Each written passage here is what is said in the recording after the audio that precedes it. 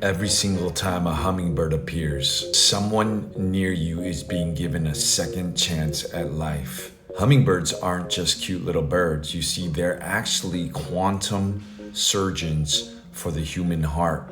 Hummingbirds are the only bird that can hover, fly backwards, and enter deep stillness all at the same time. And that's because they hold a tri-wave current, which is a physical expression of the eternal life pattern. Every beat of their wings is a scalar wave energetic recalibration to the heart field of Mother Earth. And in the Eternal Flame records, hummingbirds are known as Shavarin, light weavers of remembrance. They don't drink nectar just for the energy. They're coating the morphogenetic fields of flowers through their tongues. Every single time they feed, they reactivate memory portals seeded before the fall of humanity. These beings are drawn to unresolved grief, ancient love, and blocked timelines. You see, they are gently rewiring your energy field,